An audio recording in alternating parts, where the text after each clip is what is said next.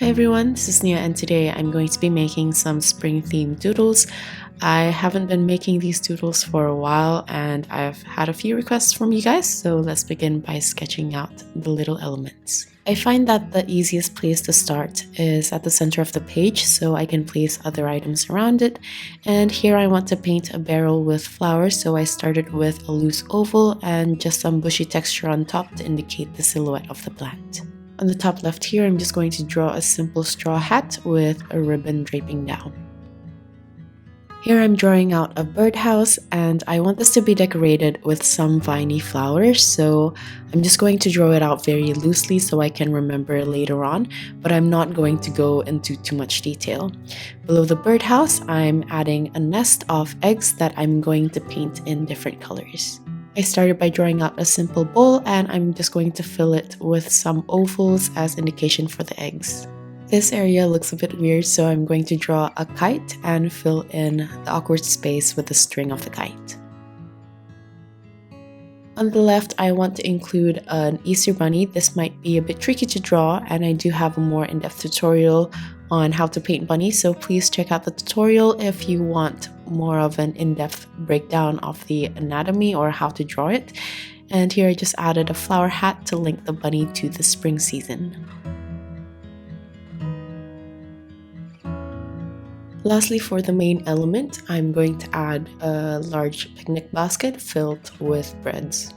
If you would like, you can also add other elements within the picnic basket like wine bottles and such, or desserts, but I personally love the shape of bread, so I'm just going to keep it simple.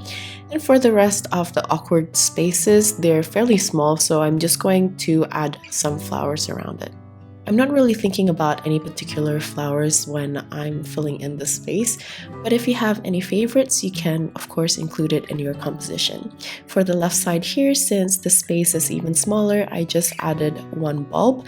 Then I'm going to add some single flowers as well. Here I have a tulip that is blooming. Then for the even smaller spaces, I decided to add bees as well as butterflies with the trail.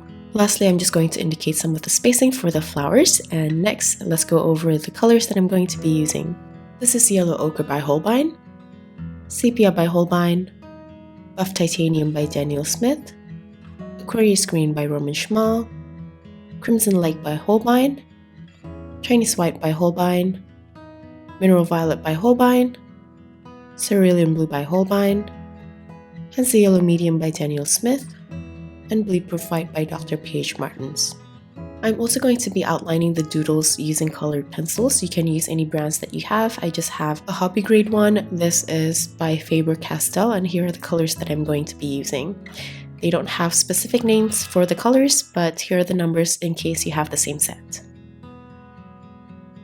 Now let's begin to paint. Just like the sketch, I'm going to start with the focal point or the center of the composition. Here I'm going to paint using purple for the flowers. I use a mix of mineral violet and Chinese white, and I just twirl my brush around to indicate the roses. I personally like including pastel colors for spring flowers. This is why I mixed the purple or the mineral violet with some Chinese white. You can also use other colors as well if you find that it would match your composition better. Now, for a little bit of variation, while the surface of the light purple is still a little bit damp, I also used a slightly thicker consistency or a bit of a darker value with more mineral violet, and I just tapped in some of the darker values. Then for the base of the greeneries, I use a light yellow-green from a mix of Hansa Yellow Medium and Cerulean Blue. Preferably you want to paint around the flowers after the flowers are completely dry so the paint doesn't bleed into the flowers, but I was a bit too impatient, so you have to be very careful if you're doing it the way that I did. But as for this darker green, I just use a mix of Aquarius Green with a bit of mineral violet, and I just dab it underneath some of the flowers. Make sure that the surface is just a little bit damp instead of puddling wet so the darker value won't travel too much. For the flower bulb, I'm going to use this periwinkle blue by adding cerulean blue into the light purple. Then I applied it by painting on ovals in a light consistency. Then on the sides, I added a slightly darker value on the bottom left to give a bit of form. As for the leaves, I just use a mix of the light and dark green that I've pre-mixed. Moving on to the tulips, I used a mix of Crimson Lake with Chinese White, and I also added a touch of Hansa Yellow Medium to make it a bit more peachy. Then using a darker value with less Chinese White in the mixture, I painted in between the petals as well as the center. And of course following this up with the same green mixture that I used for the leaves of the hyacinth. For the 3 flowers on the right, I want this to be a rich yellow color, so I used Hansa Yellow Medium as the main color and I added a touch of Crimson Lake to turn this more into a deeper yellow. And while the surface is still a touch damp, I added more Crimson Lake into the mixture and I paint the top as well as some lines to separate some of the petals. For the stem and the leaves, I use the same green mixture, and you can always adjust the color mixture depending on the value that you want to create.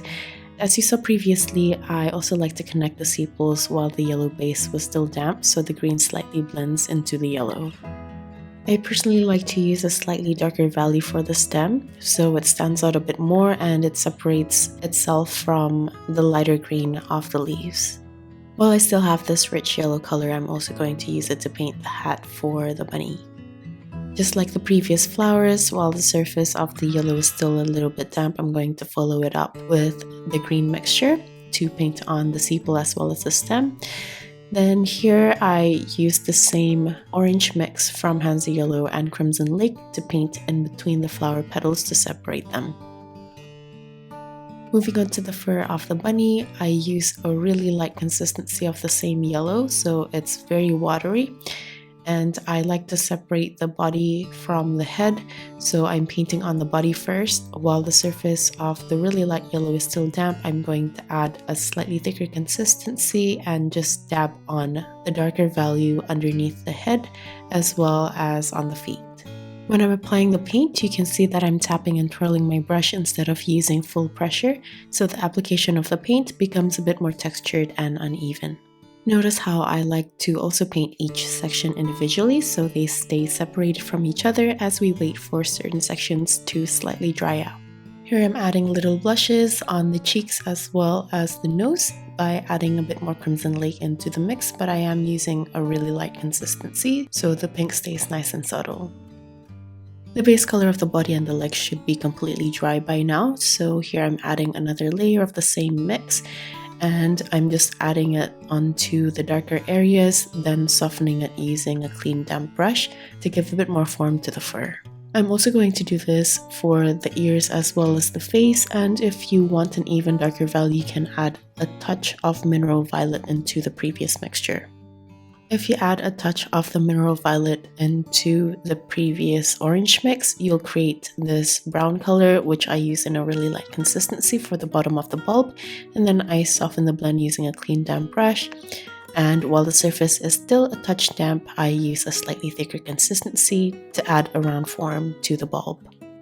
Now let's move on to the eggs. I used the previous brown mixture to paint one of them, and then I created this greenish color by adding some cerulean blue into the orange mixture. You can adjust the ratio of the colors to create different tones, or you can also use a light consistency of other colors like the pinks as well. I personally like to start with a really light consistency for the base so I can build up the form later on. And after the base is completely dry, I'm going to use a thick consistency of whatever color I was thinking of for the base. I'm just painting it around the edges, then I'm going to soften it using a clean damp brush to create the round form of the eggs. After I'm done, I'm just going to leave them to dry. Meanwhile, I'm going to paint the nest using a mix of yellow ochre and a bit of sepia that I've separated on the side.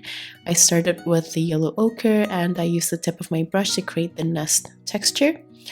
Then for the darker value, I decided to add a bit of Crimson Lake into the sepia and yellow ochre to create a warmer brown. I'm painting this in between some of the eggs and also in between the lines that I painted earlier, leaving out some negative space for the lighter brown to show.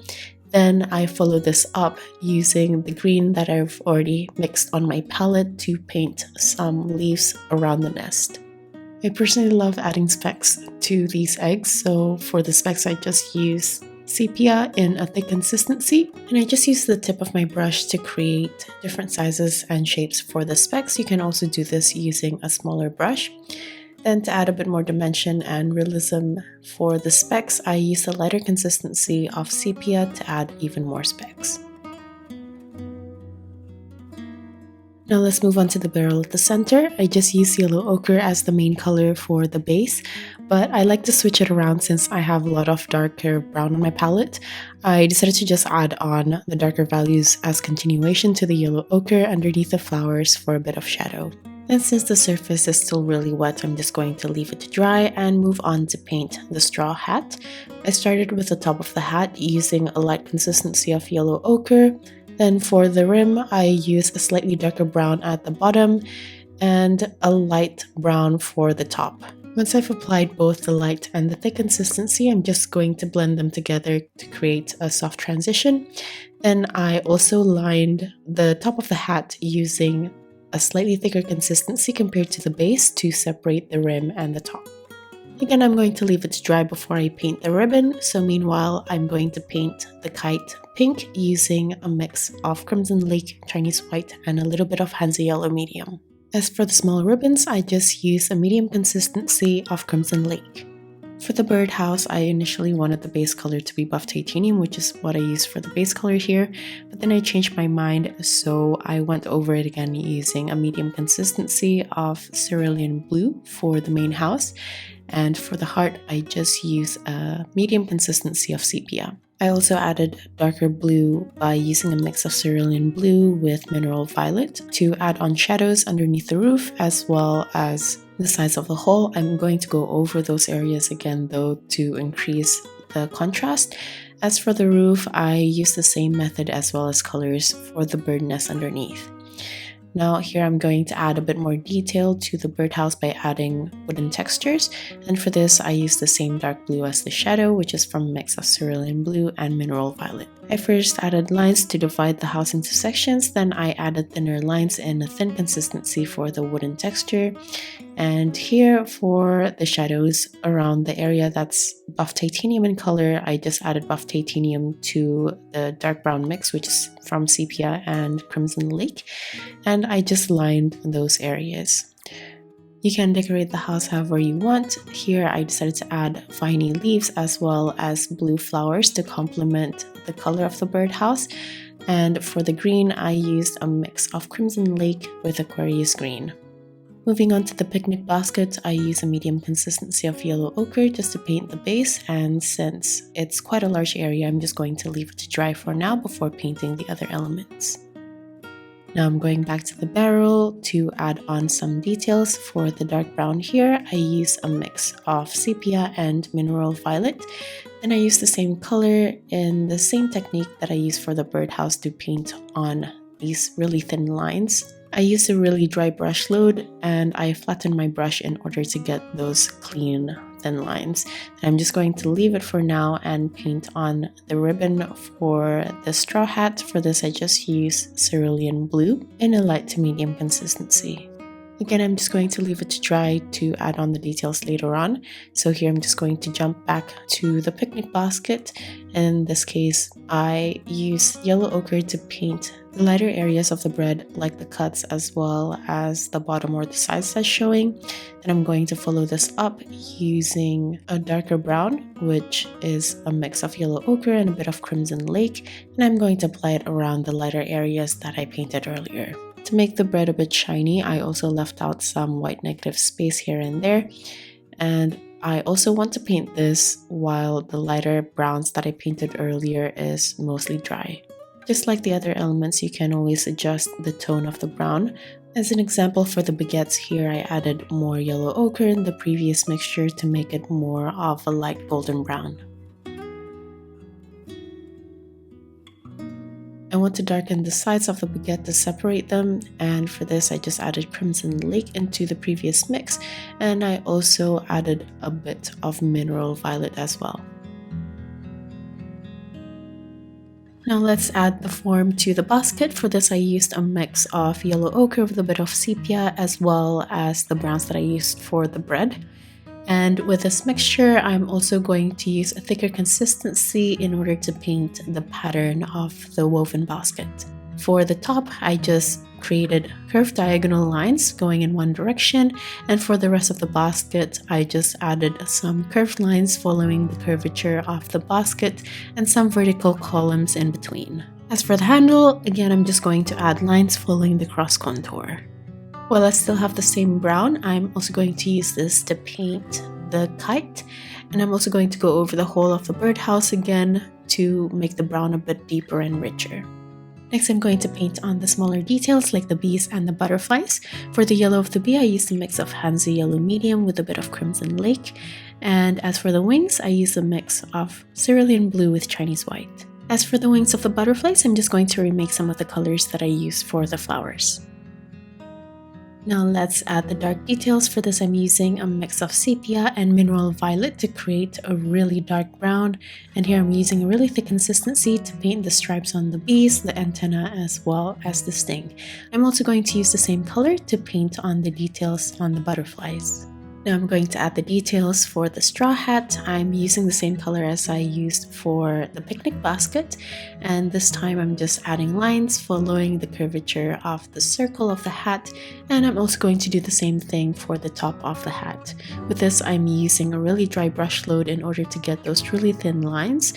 But if it's a bit difficult, you can also do this with your colored pencil. Then I'm going to redefine everything by using a thicker consistency of the blue for the detail of the ribbon, as well as the same dark brown for the bottom of the hat. Here I'm using a mix of sepia and mineral violet in a dry brush load again to add lines for the roots of the bulb. Then I use the same brown that I used for the bread to just add a bit more form at the bottom of the bulb. Here I felt like the kite was a bit empty, so I decided to add some flowers as pattern using bleed-proof white. From here, I've pretty much painted everything, so I'm just going to add outlines using the colored pencils that I showed you guys earlier. I basically tried to use the same or similar color as the subject itself. So for blue elements, I tried using the dark blue for the outline. For any light brown or yellow elements, I like using a mid-tone brown, and for the pinks, I tend to use a reddish brown. As for the rest of the elements, which I find needs a bit more definition, then I would use the darkest brown. This is out of taste though, you can always adjust according to the colored pencils you have available. With the outlines, I also like to add extra textures like the fur here, as well as extra lines for the bulb, so it doesn't look so flat, and you can do this for other elements as well. I personally like to add the midrib for the leaves, and for some of the larger flower petals, you can also add extra lines on the flower petals for a little bit of fine texture.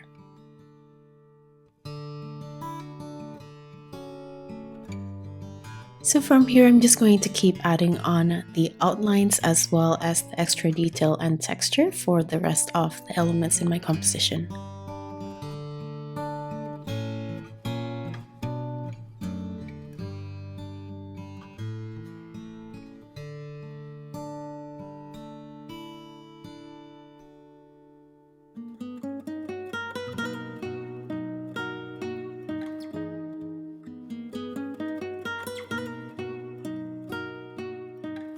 For the purple flowers here, you can see me adding the details of the flower petals.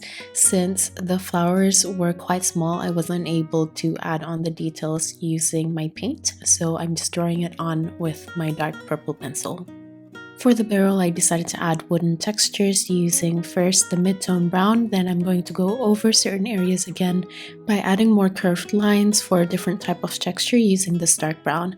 I decided to add a little bit more detail for this specific item in the middle since it's going to be the focal point. Since the items that I've included here are quite large, I'm going to add more butterflies or small loose flowers. This is just to introduce a little bit more color here and there, and I personally find this makes the composition a little bit more cheerful.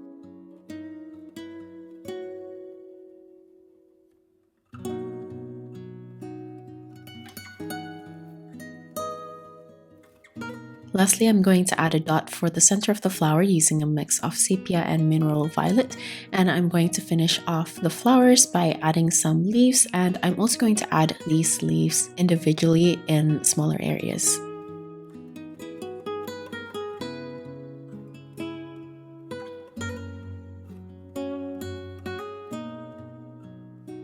I'm going to add the last few leaves, and that's basically it for this doodle. This was so much fun, especially after not painting small doodles for a while.